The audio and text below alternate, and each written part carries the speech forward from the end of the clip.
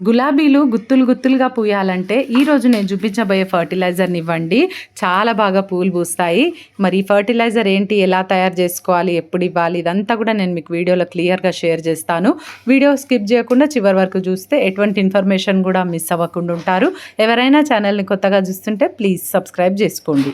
Hi అండి, welcome back to Shreshtha garden. నేను సంపూర్ణ. ముందుగా ఒక చిన్న ఇన్ఫర్మేషన్ అండి. నా దగ్గర అన్ని రకాల కాయగూరల విత్తనాలు, ఆకుకూరల విత్తనాలు, పూల మొక్కల విత్తనాలు అన్నీ కూడా ఆర్గానిక్ ఫర్టిలైజర్స్ ఉన్నాయి. మీకు ఎవరికైనా సీడ్స్ ఇంకా ఫర్టిలైజర్స్ కావాలంటే స్క్రీన్ మీద కనిపిస్తున్న నెంబర్కి వాట్సాప్లో హాయ్ అని మెసేజ్ చేయండి. నేను మీకు కేటలాగ్ పంపిస్తాను, మీరు ఆర్డర్ చేసుకోండి. ఫర్టిలైజర్ చూసే కంటే ముందు గులాబీ మొక్కల గురించి కొన్ని విషయాలు మాట్లాడుకుందామండి. గులాబీ పువ్వులు ఎక్కువగా పూయాలంటే ఎక్కువ కొమ్మలు ఉండాలి. ఎక్కువ కొమ్మలు ఉండాలి అని అంటే మనం తగిన జాగ్రత్తలు అయితే తప్పకుండా తీసుకోవాలి. కొన్ని కమెంట్స్లో అసలు నర్సరీ నుండి తెచ్చుకున్న తర్వాత మొక్కకు అసలు పువ్వులే రావడం లేదు, డ్రై అయిపోతున్నాయి అని చెప్పి కొన్ని కమెంట్స్ వస్తూ ఉంటాయి.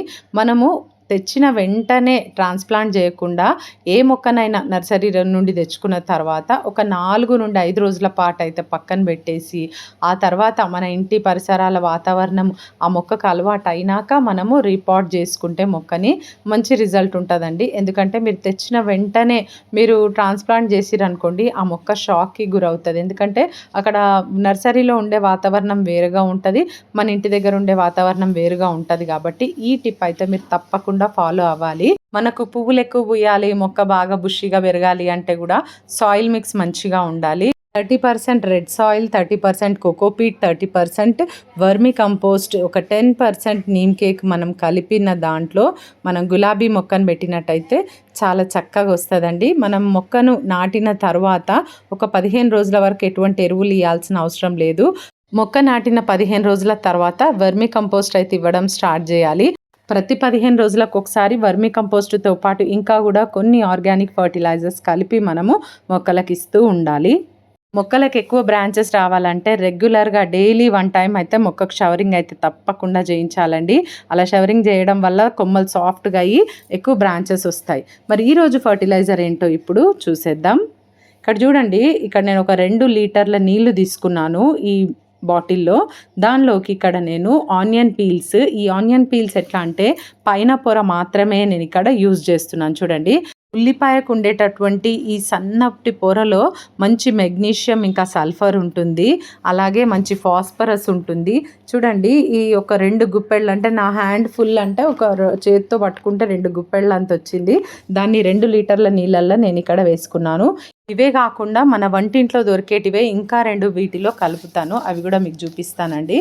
మీకు దొరికితే ఆవచెక్క తీసుకోండి. ఆవచెక్క దొరకదు మాకు అంటే మాత్రం మన కిచెన్లో మనం వంటల్లో వాడుకునేటటువంటి ఈ ఆవాలని పౌడర్ చేసి ఇలా మీరు ఒక 2 స్పూన్లు తీసుకోండి. మిక్సీలో వేస్తే మెత్తగా పౌడర్ అయిపోతుంది. ఇలా ఈ విధంగా చూడండి.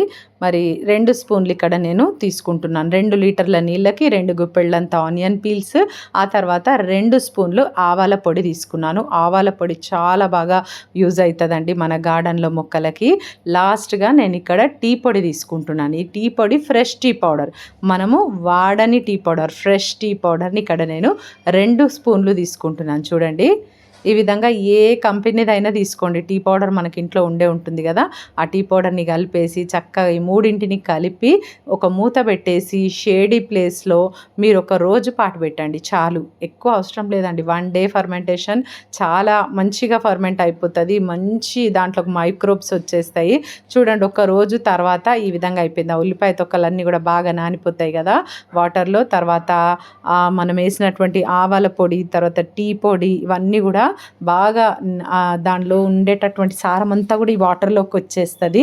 ఈ విధంగా కలిపేసుకోవాలి. బాగా కలిపిన తర్వాత మనము దీనిలో ఉండేటటువంటి ఉల్లిపాయ తొక్కలు వేసినాను కదా, వీటన్నింటిని కూడా తీసేయాలండి. ఎందుకంటే మనం గులాబీ మొక్కలకి ఇస్తాం కదా, గులాబీ మొక్కలకి ఇలాంటి ఏవైనా మనకు జస్ట్ మనం ఆ మొక్కపై నుండి వచ్చేటటువంటి ఆకులు పడ్డా కూడా ఫంగస్ ప్రాబ్లం వచ్చే అవకాశం ఎక్కువగా ఉంటుంది.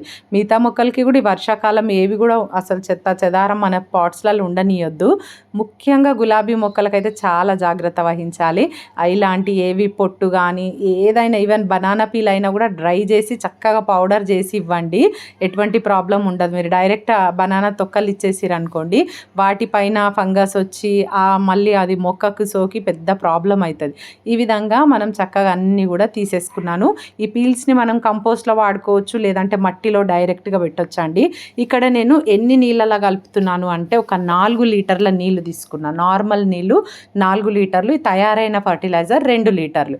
ఓకేనా, 1:2 రేషియో అనమాట. అయితే ఇట్లా చక్కగా కలిపేసుకొని ఇప్పుడు ఈ నీళ్ళని మనము మొక్కకి, ఈ ఫర్టిలైజర్ అండి ఇది, నార్మల్ నీళ్ళు కాదు, ఈ ఫర్టిలైజర్ని చక్కగా మనం ఏ మొక్కలకి ఇవ్వాలనుకుంటున్నామో ఆ మొక్కలకి మంచిగా తగు మాత్రం సరిపోయేటంత ఇస్తే చాలు. అంటే బాగా ఎక్కువ ఇచ్చేసి మొత్తం నీరంతా కింద కారిపోయేటంత కాకుండా జస్ట్ మొక్కకి ఎంత ఇస్తే మొక్క తీసుకుంటుందో అంత మనం ఇస్తే సరిపోతుంది. చూడండి, ఏవైనా ఇట్లా పడ్డా కూడా ఆకులు కానీ ఏవైనా పీల్స్ కానీ దాంట్లో పడినా కూడా గులాబీ మొక్కలలో పెట్టకండి, తీసేసేయండి వాటిని. ఈ ఫర్టిలైజర్లో మొక్కలకు కావాల్సినటువంటి nitrogen, phosphorus, potassium, magnesium, sulphur, zinc, copper, iron ఇవన్నీ కూడా ఉంటాయండి సమృద్ధిగా. మొక్కలకి చాలా బాగా పూలు అయితే పూస్తాయి. గులాబీ పువ్వులు ఎక్కువగా పూయడానికి మనం ఎప్పటికప్పుడు ప్రూనింగ్ అనేది చేస్తూ ఉండాలి. తర్వాత డెడ్ హెడింగ్ అనేది చేస్తూ ఉండాలి. ప్రూనింగ్ అనేదిదేమో మనం ఎప్పటికప్పుడు చిన్నగా కొమ్మలు అంటే 3 to 4 ఇంచెస్ కొమ్మలను ఎప్పటికప్పుడు కట్ చేయాలి. డెడ్ హెడింగ్స్ ఏంటి అంటే ఈ పువ్వులు పూసి అయిపోయిన తర్వాత కూడా అవే రాలిపోతాయిలే అని మనం వదిలేయకుండా వాటిని ఒక 2-3 ఇంచుల వరకు ఎప్పటికప్పుడు మనం కింద వరకు కట్ చేస్తూ ఉండాలి. ఇలా కట్ చేయడం వల్ల ఎక్కువ కొమ్మలు వస్తాయి మనకు. తర్వాత కొమ్మలు ఎక్కువ రావడం వల్ల మొగ్గలు పువ్వులు కూడా ఎక్కువగా పూస్తూ ఉంటాయి. ఇక్కడ నేను బఠానీ గులాబీ నాటుకున్నానండి. రీసెంట్గానే ఈ మొక్కను తెచ్చుకున్నాను. ఎంత బాగున్నాయో చూడండి. ఒక్కసారి ఇట్లా గుత్తులు గుత్తులుగా పువ్వులు చూస్తే చాలా హ్యాపీగా అనిపిస్తుంది కదా. ఇవన్నీ కూడా మన ఇంటికి తెచ్చుకున్న తర్వాతనే పూసిన పువ్వులు. ఇది వచ్చేసి నాటు గులాబీ వైట్ కలర్లో వస్తాయి కదా, ఈ పువ్వులు కూడా గుత్తులు గుత్తులుగా వస్తాయి ఒక్క దగ్గరనే. మరి చాలా అంటే చాలా పువ్వులు పూస్తాయి. ఎంత గ్రీనరీగా అయింది చూడండి. ఇక్కడ మొగ్గలు కూడా స్టార్ట్ అయిపోయి ఫ్లవర్ కూడా వస్తుంది చూడండి. మీరు చూసినట్టయితే గమనిస్తే తెలుస్తుంది. ఈరోజు నేను చూపించిన ఫర్టిలైజర్ని ప్రతి 15 రోజులకు ఒకసారి ఒక గులాబీ మొక్కలకే కాదండి, అన్ని రకాల పూల మొక్కలకి, కాయగూర మొక్కలకి, పండ్ల మొక్కలకి కూడా ఇవ్వచ్చు. వర్షాకాలం కదా, మీరు ఎక్కువ నీరు నిలబడకుండా ఎప్పటికప్పుడు మనం ఇచ్చేటటువంటి నీరు కానీ లేదంటే వర్షపు నీరు కానీ మొక్కలలో ఆగకుండా మీరు చూసుకోండి. డ్రైన్ హోల్స్ అనేటివి కరెక్ట్ చేసుకోండి తప్పకుండా. ఈ మొక్కకు చూడండి ఎన్ని కొత్త చిగురులు వచ్చినాయో. ఇంకా నెక్స్ట్ అయితే ఫుల్ ఫ్లవరింగ్ వస్తుంది. ఇదైతే నాటు గులాబీ పింక్ కలర్లో వస్తాయి ఫ్లవర్స్. ఇక్కడ వచ్చేసి ఇవన్నీ కూడా బిల్లగన్నేరు, ఆ తర్వాత కేశవర్ధిని ఫ్లవర్ కూడా వచ్చింది చూడండి.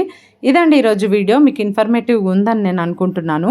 ఈ వీడియో నచ్చితే ఒక లైక్ చేయండి, తప్పకుండా ఛానల్ని సబ్స్క్రైబ్ చేసుకోండి, పక్కనే ఉన్న బెల్ ఐకాన్ క్లిక్ చేయండి. నేను వీడియో పెట్టగానే మీకు నోటిఫికేషన్ వచ్చేస్తుంది. ఈ వీడియో ఎట్లుందో తప్పకుండా కమెంట్ చేయండి. Thank you.